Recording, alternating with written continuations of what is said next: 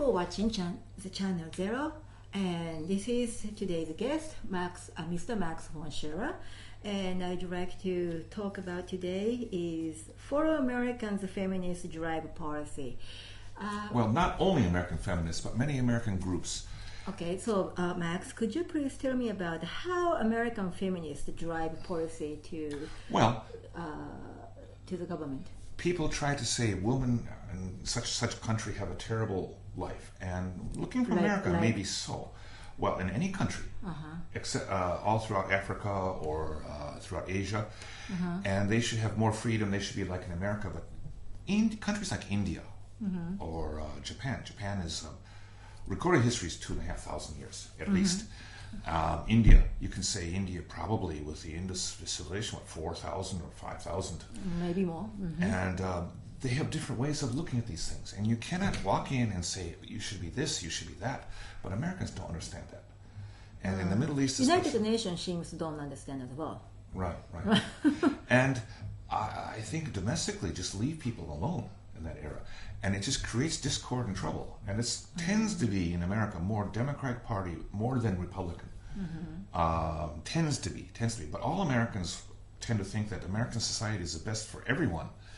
Well, if people come to America, yes. People come to America, yes. And one thing I tell people about going to America is you leave your troubles in your old country, you leave back in the old country. Don't bring them into America. That's right. But America also should not go into other countries and trying to change social customs. And trying to force their way or their view. Right. Because it creates resentment and it creates anti-Americanism, and eventually America loses influence in that country. Okay, all right. Okay, so I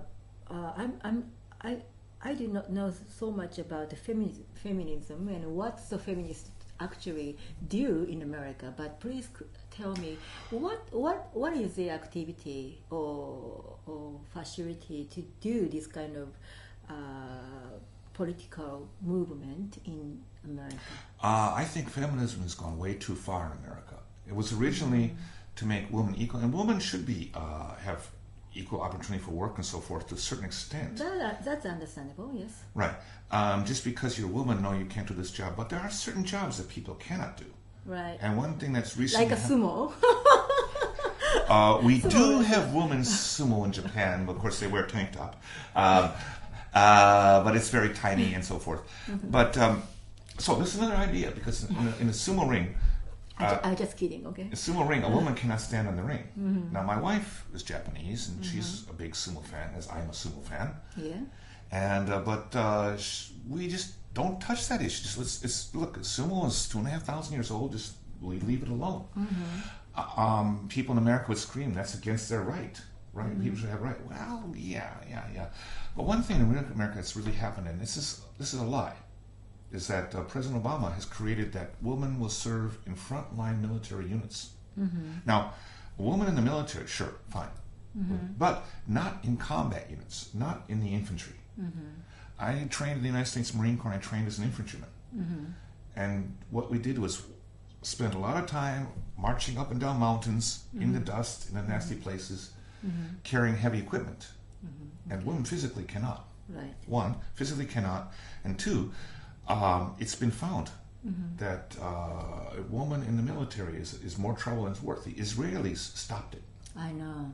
They used to have women in the front, but they found that the men would not fight. That's right. Because they didn't want the woman to get killed. So they would surrender. This was in the 1973 war. This is fact. I have also heard in 2000 there was a warship that was bombed in Aden, in Yemen, the country Yemen. The woman could not perform. The men who had girlfriends on that ship, they were checking their girlfriends before working to save the ship. It's a disaster. But anyone who reports truth in the military about women, you lose your job. Frankly speaking. So these days, anything about the woman is very, very, hot topics, right? Yes. And I don't know why, American feminism or United Nations actually talks about the woman's rights only. And what about men's rights? Wait 1 second. Let me finish. the way I understand this movement is that from different point of view, to focus on a woman's right very very much, and then that will make this world more communism way, don't you think? For example, let's say that the woman and men are equal, so women should go out and walk, but in a family, we don't need two fathers, right? Mother and the father, right? It's balance. Balance, yes. Balance. And man has men's part, and woman has a woman's part, and both are important. And woman cannot be a man cannot be a woman. And do you want to see a man holding a baby and it's so right?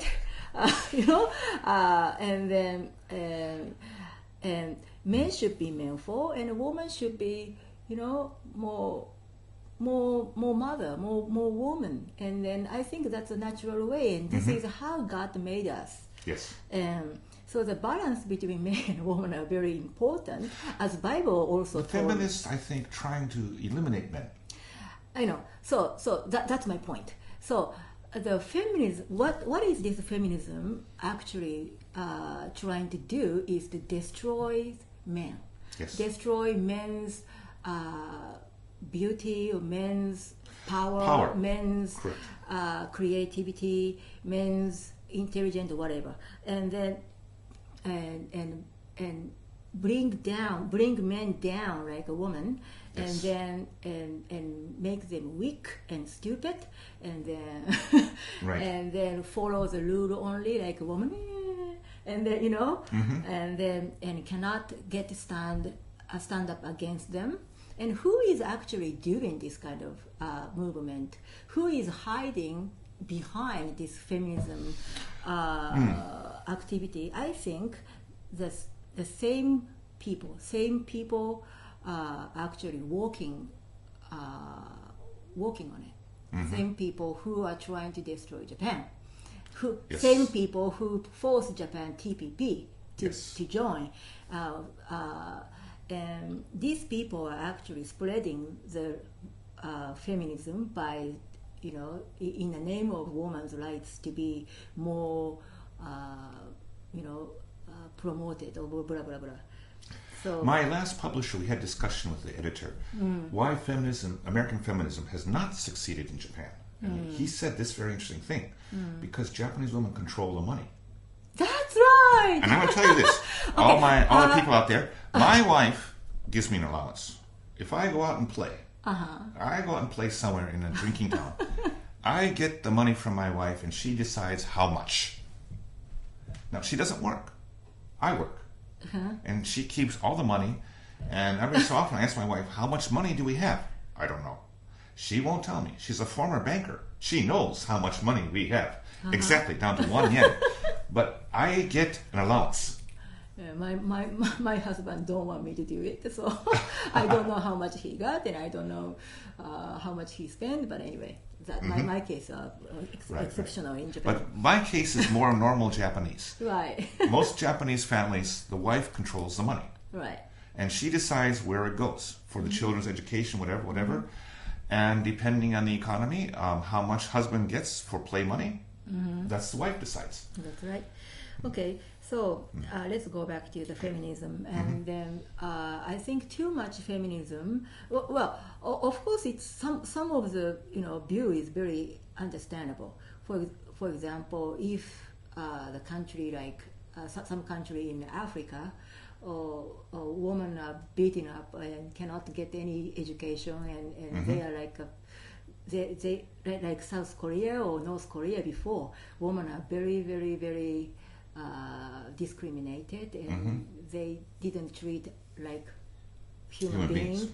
They treated like a dog or cow. But in that case, yes, I understand that. But nowadays we have almost same rights, and then and if the rights and chance are equal, we don't have to change man to be a woman and a woman to be a man. Right. Because children needs mother and father, and only woman can be mother, and only men can be father. So, you know, and father cannot be mother, mother cannot be a father. Right. So these simple things that feminism didn't understand, and then and moreover, what my point is, the same people who forced Japan to join the TPP, they are actually spreading this feminism in all over the world by using American government and the UN, you know, and that's my opinion. Okay. So the reason why is, it seems like they want to destroy men, and they want to destroy the families, and they want to destroy the chains between husband and wife, or you know, and then make everybody apart, you know, and then let's call it freedom or whatever, but it's not freedom at all. And then, well, TPP is a huge subject, but TPP basically... we will talk about that later. Okay, but anyway, so my point is that they want to make new world order, and they want to make whole world like a big fussy communism. That's why they are beforehand they are using the woman rights or whatever to destroy the family value, and destroy the destroy man, destroy woman, and then make everybody like a standalone. Standalone is okay, but make everybody apart. Cannot trust each other, cannot cooperate each other, cannot really, you know, unite each other anymore. And from, if they do that to the each families, and then they can easily take over the, you know, country after that. So that's why I think that's my point of view. But that's why the American feminists, or not only America, but the world feminists are busy doing this kind of things. And then this will the way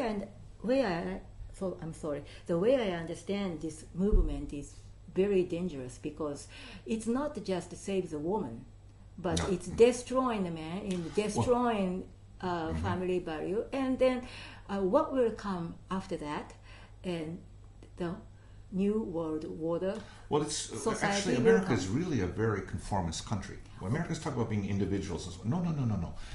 Everyone tries to make people exactly the same. Okay, let's dig into this conversation next. So please stay in touch, and then watch. Keep on watching. Okay.